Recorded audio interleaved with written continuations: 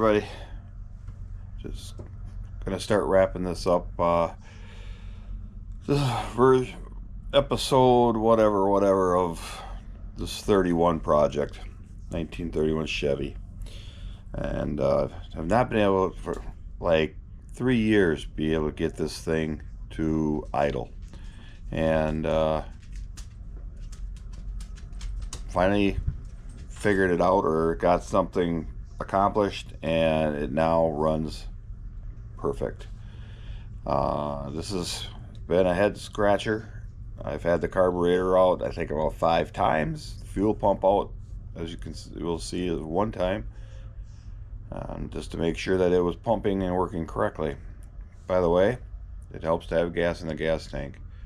So at any rate, stay tuned and check this out. Stay to the end if you and see this thing run down the road. It runs great, and I'm so happy to have this done. So here we go. Hello everybody. Got it back in the garage. For a little recap for those of you who have never seen my videos on the car. It's 1931 Chevy, all original engine, drivetrain, interior, everything's all original on it. Had some issues. I mean, it's a family car. My dad's had it for, I think he said he bought it in the late 1950s. So, as a kid, I used to come out here and crank it over just to get the oil moved around in it.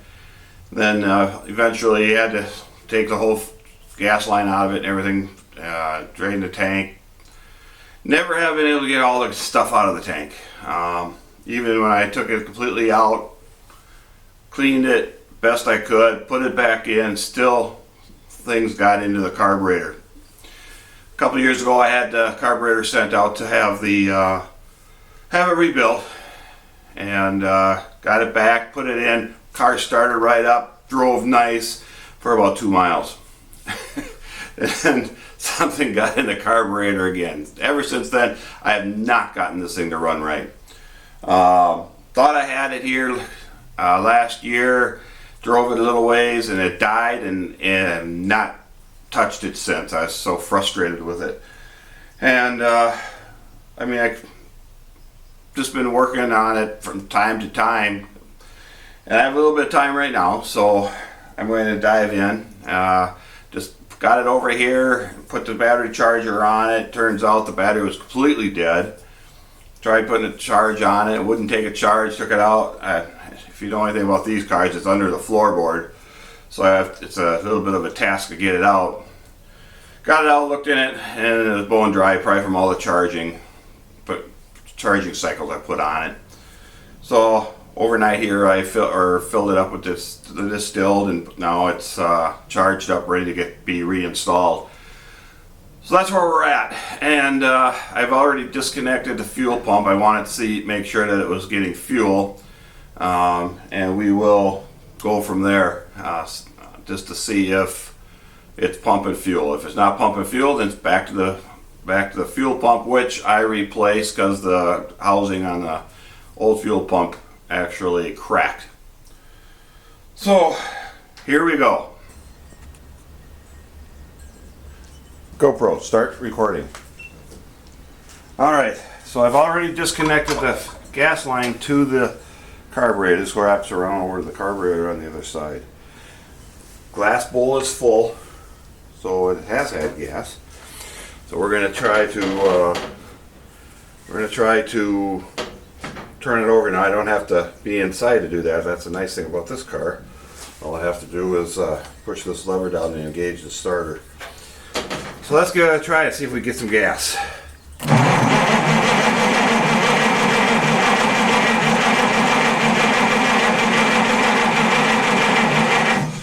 Nothing. Nothing at all.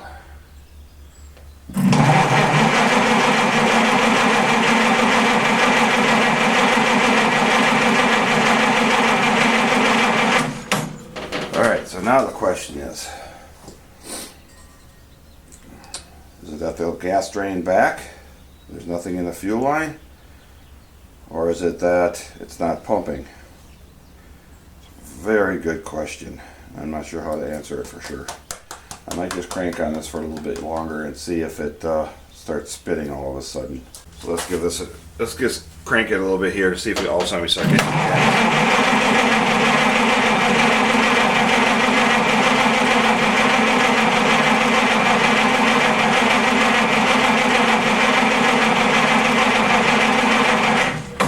Alright, so the other thing I could do is pressurize the tank, make sure the line is full.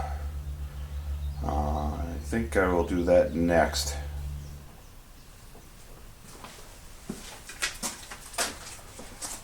Alright, day 2. Decided I'm going to pull the carburetor and I'm going to go through it meticulously. Got to be something plugged. I reached out to Chevy 1929-31 on the Facebook page. Shout out to you guys. Thanks for all the suggestions. I appreciate that. I do have all the specs for the carburetor as far as the settings and whatnot. I'm going to make sure everything's set to that. And then hopefully when I get all done, I will be able to put it back in here and it'll run right. Unfortunately, there's no other way of doing it other than taking it all apart.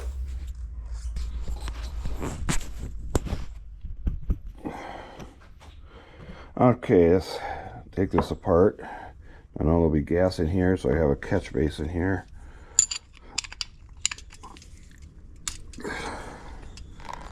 And for those who, I did try to put some starter fluid around the carburetor before when I had it running, and it did not do anything as far as, oh, look at that, there is some stuff in there. I don't know if you can see it.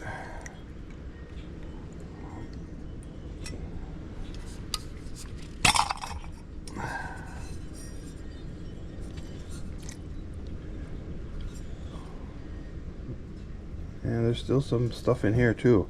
So, I don't know if you can see the little granules down in here.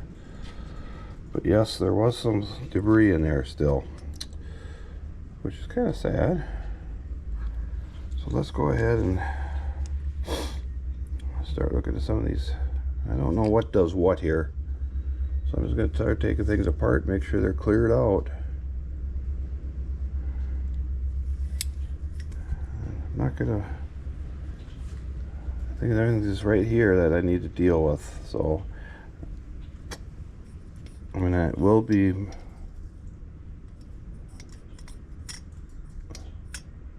I'll have to double check the distance on this. That seems like it's awfully high. And it's supposed to be from here to here. It's supposed to be from here to here. So it's supposed to be 3/4 of an inch, but that looks like way more than 1/4 of an inch. Or 3/4 of an inch. But I'll double check the dimension and then measure it from this finished surface here to here. I'm not going to mess with this gasket though. I think I'll just compensate for that. Alright, here we go. Let's take some things off.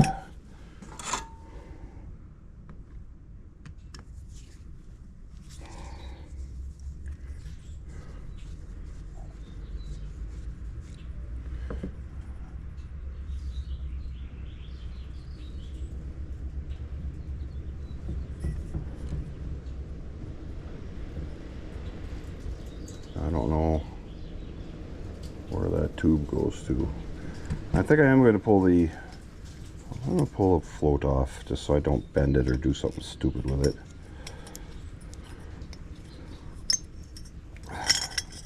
Okay. Keep them there. Better get that needle out of there. Okay, we got all that out of there. Don't see anything down inside the needle seat.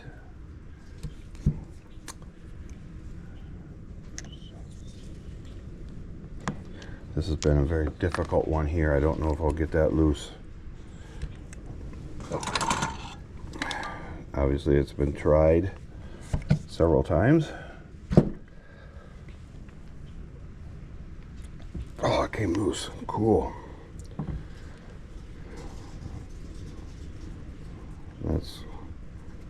got a hole in it, so that's supposed to be clear all the way up. Yep, this one's a plug. It's plugged with a cap, so this has a ball in it. So this is a check valve of some sort. The ball does move. I don't know if you can hear it.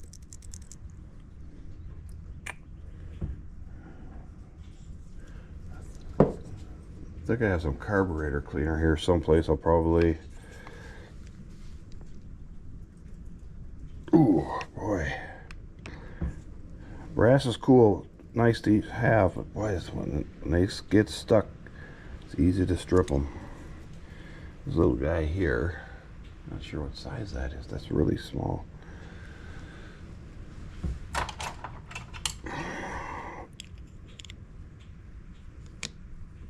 Well, believe it or not, 8mm fits it, though I know that's not what it is. That little hole, I don't know if you can see that, that's open. But we will run something through there just to make sure.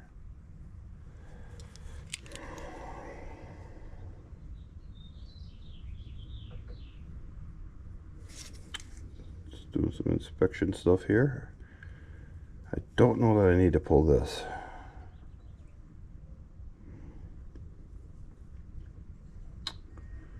All right, I'm gonna think about this a little bit and find out what this is for sure. But I know it's linked to the throttle.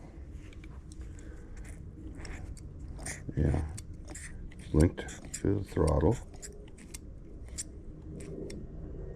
So that would have to come apart up here. This would come out because there's the I can see this goes all the way down to here. So I would have to pull this before I pull this. I'm just, boy, this one was really stuck. I don't know if you can hear that. It actually sounds gritty too, so.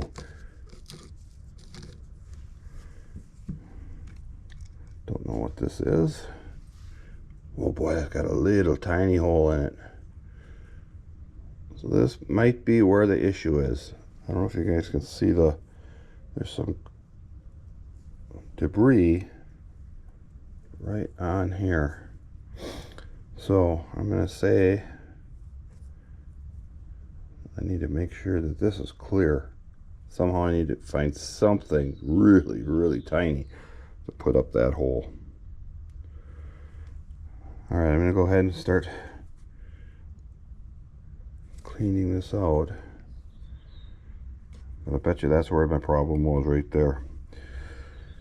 All right, here we go. Find something to go up into there.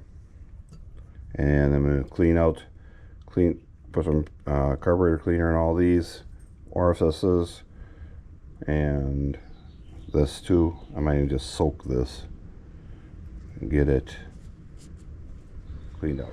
All right, just a quick note. I'm using this carburetor choke throttle cleaner.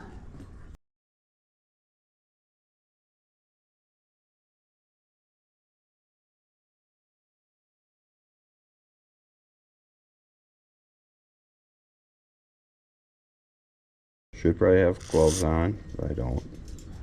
It's gonna dry my hands out really bad. All right, sprayed all that down. Clean up my hands. Oops, get that away from the edge so I don't drop it. Because like anybody else, there's stuff under my bench, so don't want to be losing it. GoPro, stop recording. Okay, I went through all the holes that I could find in this and made sure everything was clear. This is the one that I suspect was giving me my problem. What this is called, I don't know. I'm sure if I looked it up, I could probably see it in here. It says pump jet housing, pump jet ball, pump jet plug. Goes that guy right there, which is this one. And this one had some grit in it. I was able to find a wire to stick up in that side there, up to the ball. And I don't think you can hear it. I can hear it if I put it up to my ear. I can hear the ball rattling around. This one also has a ball in it. That one I know you can hear. The orifice in this is clear. This is just a plug. Completely clean this out. Now I'm going to start reassembling, but I'm going to also have to set the height of, or double check the height of this float, which is, according to the book, I believe it's 3/4 of an inch from the machine surface. Float. It says 3/4 of an inch measured from the machine surface of the top float while held upside down. So that should be able to, I get my measuring device, I'll start putting it, I'll get it all put back. And so the little flapper that pushes on the needle valve, that's what you bend. And I bent it. I try to get this as best as I can when it's upside down, so you want to make sure it's seated here. And I'm going to get it. So I'm within 10 or 15 thousandths of 3/4. I'm going to go with that. And we'll call that good. But it was off. It was, so I was holding it too far this way. I was holding it too far this way. I can't, so let's think of it this way then. So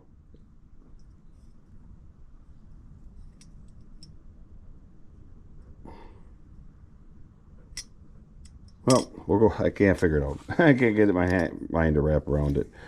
So we'll go with that. So that's at 3/4 of an inch per the spec. I've checked all these orifices, sprayed everything down well. I did not remove the center valve system here, whatever that is. It has to do with the throttle choke. So I'm just going to finish reassembling. I clean this, so we're good on that. Put the gasket back on. I'm going to reassemble, and then get it back into the car, and we'll give it a shot. At this point, that's all we can do. All right, got it put back in here. I got the spring on, gas lines on. I got these two cables in place. I've got the two knobs. I'm going to confirm the throttle, the manual throttle, and the choke are both pushed into the dashboard. So now I'm going to make sure that these are fully extended. Lock the choke in place here. Okay, that looks good. This runs the manual throttle and the pump here at the same time. So I've got it rested right up against there. It's not putting it, but it's not holding it open or closed, whichever the case might be. So we're going to go ahead and give that a shot, I guess. I got the adjustment screw out one turn. Man, if anybody sees something I missed,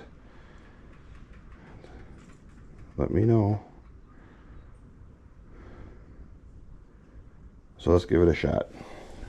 It's going to take a little cranking, of course, to fill up that bowl. Shouldn't take more than a few cranks, though. I will choke it. Give just a little bit of throttle manually.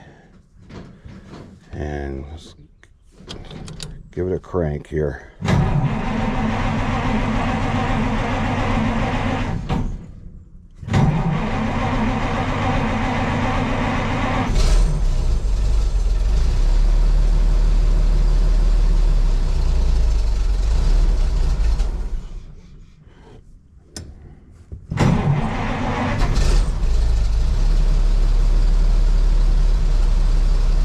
Give it a little bit more throttle.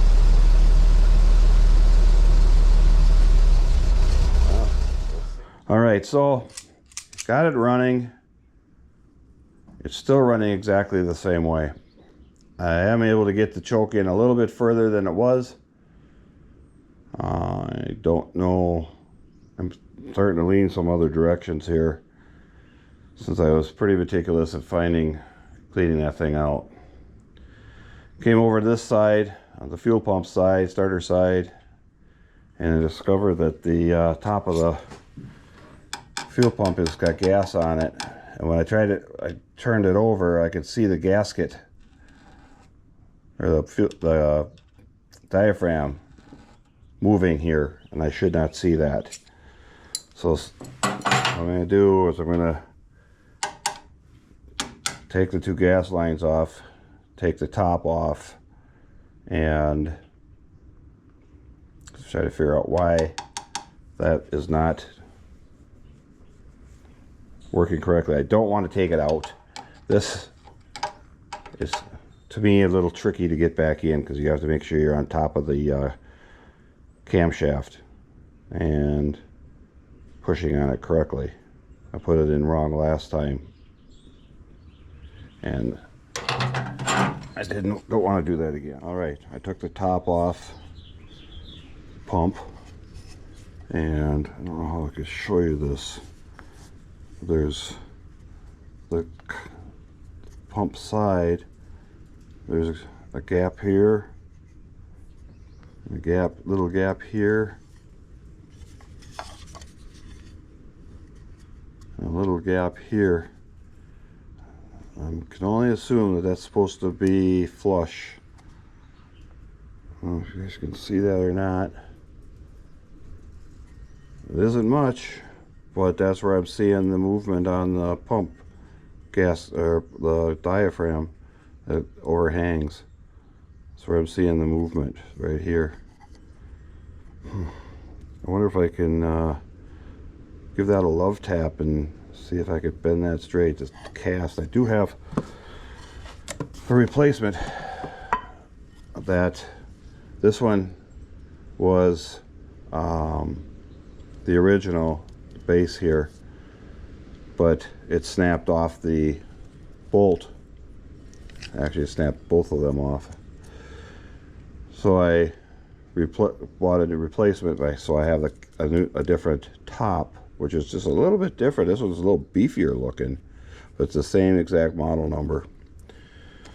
So I could take the top off of here if this does not survive this adjustment. Alright, as you can see, I got it running again. I took the carburetor completely apart again. Took a little tiny wire, went through every single little port, even up through the slow idle tube, which is about 2 inches long, 2.5 inches long. I got a little wire all the way up through there. The choke is in. Hallelujah! That's 100% of my problem. I bet you there's still something stuck in that tube. Right now, maybe it's running a little bit fast, but I'll take that. I mean, I don't put very much count on this thing at all anyway. But stand by. We'll go for a ride. Probably not now because it's getting late, but we'll definitely be taking this for a ride. And so after that success, had to take it for a ride. Do the road test. So far, I've gone about 6 blocks and everything looks really good. Running nice and smooth. The way I remember it running 3-4 years ago. I let off the throttle, it doesn't die on me, that's always a plus.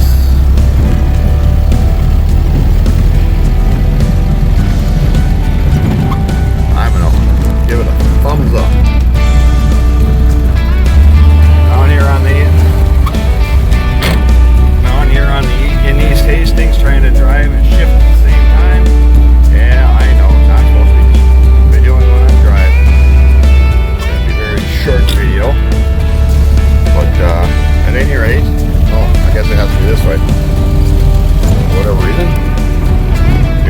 putt here, a putt there. It's running nice and smooth, just the way I remember it. So glad to have this thing running again the way it's supposed to.